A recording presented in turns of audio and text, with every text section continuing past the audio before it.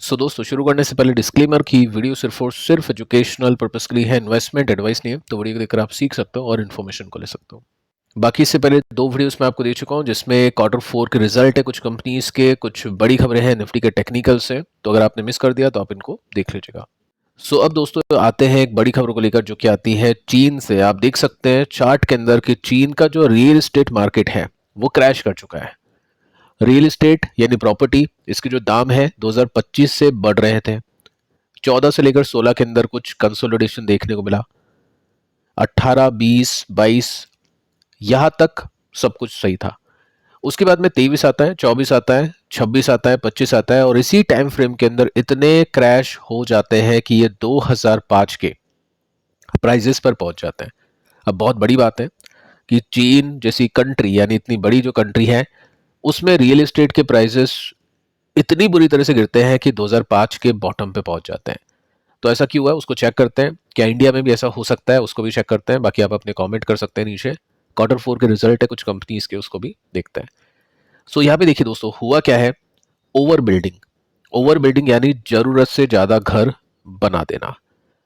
Over building का मतलब यह है कि रिक्वायरमेंट है 500 घरों की, लेकिन बना दिए 1000। तो प्राइजेस नीचे जाएंगे क्योंकि 500 घर जो नहीं बिकेंगे उसको बेचने के लिए जो सेलर है वो अपने प्राइजेस को कम करेगा। काफी ज्यादा घर बना दिए गए चीन के अंदर, और उतनी रिक्वायरमेंट नहीं थी और इनफ बायर नहीं है वहां पे। तो इस वजह से ये सिचुएशन आपको देखने को मिली है। अब क्या इंडिया में ऐसा हो सकता है? देखिए, इंडिया में ऐसा तभी हो सकता है जब बहुत बड़ी जॉब लॉस हो, क्योंकि मैक्सिमम जो अगर आप देखोगे अभी के समय जो फ्लैट वगैरह बिक रहे हैं, गुड़गांव है, नोएडा है, ये सब इसी वजह से बिक रहे हैं क्योंकि काफी लोग जॉब कर रहे हैं, सेटल होने की कोशिश कर रहे हैं उसी सिटी के अंदर। टेक कंपनीज में कामकाज चल रहा है, आईटी कंपनीज में कामकाज चल रहा है। यही एक सबसे बड़ी प्रॉब्लम है जो एआई अभी दे सकता है इंडिया को। एंथ्रोपिक की वजह से आईटी कंपनीज में काफ़ी प्रॉब्लम चल रही है, काफ़ी स्लो डाउन चल रहा है, क्लाइंट्स अपने बजट को कट कर रहे हैं। आगे चल के जॉब लॉस होने की काफ़ी ज़्यादा चांसेस हैं।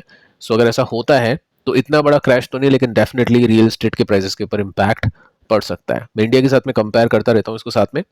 इसके बाद में देखिए दोस्तों, यहाँ पे मेंशन कर रखा है कि प्रॉपर्टी जो कंपनीज है वो बहुत ज़्यादा कर्जा यूज़ करती है। एवरग्रैंड हमने देखा ये कोलैप्स हुआ, बहुत ज़्यादा लोन्स इसके पास में थे, उसकी वजह से फाइनेंशियल ट्रबल आया था चीन के अंदर। ठीक है। इंडिया के अंदर क्या ऐसा है? क्या डेफिनेटली ऐसा है। काफ़ी सारे जो रियल एस्टेट डेवलपर है वो लोन के ऊपर काम करते हैं। अगर आप देखोगे जो भी स्टॉक मार्केट के अंदर लिस्टेड है, हर किसी रियल एस्टेट कंपनीज के ऊपर आपको मोटा कर्जा देखने को मिलेगा। लेकिन वो कर्जा फंडामेंटली वीक नहीं माना जाता है जब तक सेल्स अच्छी आ रही है, जब तक प्रॉफिट बढ़ रहे हैं, क्योंकि लोन लेकर ही कंपनी एक्सपेंशन कर सकती है। या तो इन्वेस्टर्स का पैसा उठाए या लोन का पैसा उठाए, दोनों चीज़ों के बिना बहुत ही मुश्किल होता है कंपनी का एक्सपेंड करना। ठीक है, यहाँ पे जब तक स्लो डाउन नहीं है, जब तक इस चीज़ को इग्नोर करेगा इन्वेस्टर। तीसरा जो पॉइंट है, लोगों के मन में कॉन्फिडेंस जो भी था वो चला गया। ठीक है। ये भी अपने इंडिया में कई कई जगह हो जाता है कि पैसे ले लिए बट टाइम पे डिलीवरी नहीं दी। चीन की इकोनॉमी अभी के समय स्लो डाउन कर रही है क्योंकि बहुत ज़्यादा आगे जब कंट्री निकल जाती है, एक्सपेंशन हो जाता है, कंट्री का डेवलप हो जाती है, तो वहाँ से स्लो डाउन आता है अगर कुछ नए डेवलपमेंट्स नहीं होते हैं तो। ठीक है। ये इंडिया में भी फिलहाल नहीं होगा, काफ़ी टाइम है इसको लेकर। सरकार ने टाइट कर दी है बोरोइंग। अब यहाँ पे सरकार टाइट करने की कोशिश तो करती है।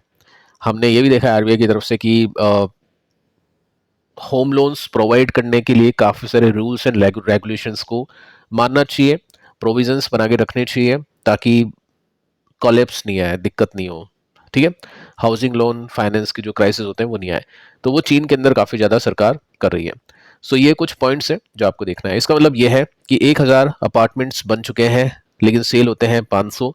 तो फिर बिल्डर्स को प्राइजेस को कट करना पड़ता है, और ये जो चीन है इसके अंदर लार्ज स्केल पे ये सब चीज़ें चल रही है। अगर मैं आपको इंडिया की बात बताऊं तो इंडिया का जो चार्ट है वो आपको इस तरह से देखने को मिलेगा। 2009 से लेकर अभी तक पीक पे था, थोड़ा सा हल्का हुआ है। और रियल एस्टेट के जो प्राइजेस है थोड़े से हल्के हुए हैं। हम यहाँ पे हल्के बोल सकते हैं, यानी ग्रोथ नहीं आना उसको हम करेक्शन बोल सकते हैं, क्योंकि वैसे इंडिया में रियल एस्टेट के प्राइजेस नहीं गिरते हैं। और उसके पीछे का रीजन आपको सभी को बताइए, वो है ब्लैक मनी। ठीक है। साथ में वाइट मनी की बात करें तो वहाँ पे वही चीज़ है कि आईटी कंपनीज या जो अभी नए जॉब करने वाले लोग हैं वो उनकी वजह से काफ़ी ज़्यादा सेल्स बढ़ रही है, रियल एस्टेट की रेंट भी बढ़ रहा है, साथ में बूम भी आ रहा है। तो अगर सब कुछ चलता रहा तो ठीक है, वेल एंड गुड है, नहीं तो फिर माइल्ड करेक्शन आपको इंडिया में भी देखने को मिलेगा। इंडिया चाइना की तरह क्रैश क्यों नहीं कर रहा? क्योंकि लेस एक्सट्रीम ओवर बिल्डिंग यहाँ पे मेंशन कर रखा है, यानी पॉपुलेशन चीन के कंपैरिजन में अपनी ज़्यादा है, तो अपन ओवर बिल्डिंग नहीं कर रहे हैं। और ओवर बिल्डिंग जब तक नहीं मानी जाएगी, जब तक सब कुछ ठीक चल रहा है नौकरी दुनिया के अंदर, जब तक कुछ प्रॉब्लम नहीं है। डेवलपर काफ़ी कम लोन लेते हैं चीन के कंपैरिजन, चीन के जो जाइंट्स उनके कंपैरिजन में, ये यहाँ पे मेंशन कर रखा है। स्ट्रॉन्ग हाउसिंग डिमांड है अपनी अर्बन ग्रोथ सिटी में, वो मैं आपको बता चुका हूँ मैं कि क्यों है। साथ में आप देखोगे तो एंड यूज़र की जो डिमांड है वो काफ़ी स्ट्रॉन्ग है, ठीक है। तो ये सब पॉइंट है इंडिया के अंदर, लेकिन आगे चल के अगर कुछ मेजर चेंजेस आते हैं तो फिर डेफिनेटली यहाँ पे, क्योंकि ये सब रिलेट करता है, स्टॉक मार्केट वीक करेगा, कंपनीज वीक करेगी तो कंपनी वीक करेगी, जॉब नहीं होगी, पैसे नहीं होंगे लोगों के पास में तो घर इतने नहीं बिकेंगे, नहीं खरीदेंगे, वो सब चीज़ें रिलेट करती हैं। तो अगर इकोनॉमी अच्छी चलती है, करेंसी अगर स्ट्रांग रहती है, तो फिर ऐसी कोई दिक्कत होगी नहीं। तो इसके ऊपर सरकार को डेफिनेटली देखना चाहिए, चीन का डेटा यहाँ से कुछ सीखना चाहिए और उसके हिसाब से हम बोल सकते हैं वहाँ से जो भी डिसीजन है उसको लेना चाहिए। तो पिछले वीडियो में दोस्तों हमने कुछ कंपनीज के रिजल्ट को देखा था जो कि काफ़ी अच्छे थे। अभी हम देखते हैं कुछ और कंपनीज के रिजल्ट को, जिसमें फर्स्ट कंपनी है जोमेटो। 1% के साथ में स्टॉक ने तेजी पकड़ी और यहाँ पे रिजल्ट आते हैं 3:16 पर, और इसमें एस्टिमेट अगर आप देखोगे तो रेवेन्यू की थी 171 की, 173 है, यानी ठीक है, कोई दिक्कत नहीं है। यहाँ पे क्विक कॉमर्स सेल्स, चलो ठीक है, इसको अपन आगे देखते हैं, थोड़ा सा मैं आपको डिटेल में यहाँ पे समझा देता हूँ पहले नंबर्स कैसे हैं।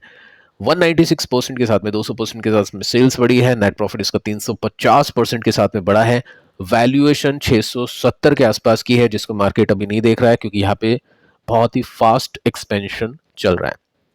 साथ में आप ये देख सकते हैं कि एस्टिमेट थी प्रॉफिट की 1.91 बिलियन, आए हैं 1.7 बिलियन, यानी एस्टिमेट से हल्के हैं। लेकिन दोस्तों हुआ क्या है, जो इसकी प्रॉफिट की मार्जिन है ना, वहां पे गेम है। अगर मार्जिन थोड़े से भी बढ़ जाते हैं या मार्जिन के अंदर इंप्रूवमेंट आता है तो मार्केट इसको बहुत ज़्यादा देखेगा अच्छे से, क्योंकि सेल्स बहुत ज़्यादा है इसकी। मार्जिन अगर थोड़े से बढ़ गए तो प्रॉफिट के अंदर बहुत बढ़िया तेजी आती है। कुछ अदर लॉसेज हुए थे, इस वजह से नेट प्रॉफिट इसका इतना कुछ आ नहीं पाया, लेकिन अगर मैं ऑपरेटिंग प्रॉफिट के हिसाब से देखूं तो मार्जिन की एक्सपेक्टेशन थी 2.3 और आए है 2.8, यानी एस्टिमेट को बीट किया है। यहाँ पे 4 बिलियन की एस्टिमेट थी एबिटा की और 4.86 आए हैं, यानी यहाँ पे कंपनी ने बीट किया है ऑपरेटिंग प्रॉफिट के हिसाब से। साथ में दोस्तों कंपनी ने कहा है कि हम एक्सपेक्ट करते हैं कि पहुंचेंगे 1 billion adjusted EBITDA financial year 29 में, यानी बहुत बड़ी बात यहाँ पे कर दी है। जहाँ पे कंपनी को प्रॉफिट नहीं हो पा रहा था, वहाँ पे कंपनी $1 बिलियन के प्रॉफिट तक पहुंचने की तैयारी में है 2029 में। और ये स्केल कंपनी जो करी उसका फायदा एक झटके में कंपनी को मिलेगा। जो 600 का पी है आपको एकदम से 150 का भी होता हुआ देखने को मिल जाएगा। साथ में देखिए गाइडेंस कुछ ऐसी है कि हमने 2-3% के मार्जिन निकाले, लेकिन ब्लिंकिट 5 से लेकर 6% के मार्जिन निकाल देगा, ठीक है। तो उसको लेकर कंपनी काफ़ी कॉन्फिडेंट है। ब्लिंकिट बहुत ज़्यादा तेजी से बढ़ रहा है, 4x एक्सपेंशन हो चुका है बहुत ही कम साल में, 3 साल के अंदर 60% जंप इसमें देखने को मिली है। यहाँ पे ये एक्सपेक्टेशंस हम, चलो ठीक है, यहाँ पे इसको देख सकते हैं। साथ में कॉन्फिडेंट है कंपनी 5 to 6% के गाइडेंस को लेकर, तो अच्छी न्यूज़ है। और स्टॉक ने रिएक्शन नॉर्मल दिया है क्योंकि नेट प्रॉफिट इतना कुछ खास नहीं था, लेकिन एबिटा के पीओवी से देखिए तो कंपनी के रिजल्ट काफ़ी अच्छे देखने को मिल जाते हैं। सो क्या ये स्विंग कंप्लीट होगा? देखो टाइम लगता है चीज़ों में। अगर मैं इस स्विंग की बात करूँ 25 से लेकर 26, आई थिंक 25 के बाद में अगर हम देखें तो ठीक है, 3 क्वार्टर्स का समय लग गया था इसके अंदर, ठीक है। यहाँ से 24 से लेकर 25 की ग्रोथ में देखूँ तो कम से कम अगर हम 50% की ग्रोथ की एक्सपेक्टेशन करें तो 1 साल का टाइम फ्रेम इसमें एक्सपेक्ट किया जा सकता है। तो फिलहाल दोस्तों इस वीडियो में इतना ही। पिछले वीडियो को आप जरूर से देख लेना। मिलते हैं नेक्स्ट वीडियो में, तब तक के लिए बाय बाय।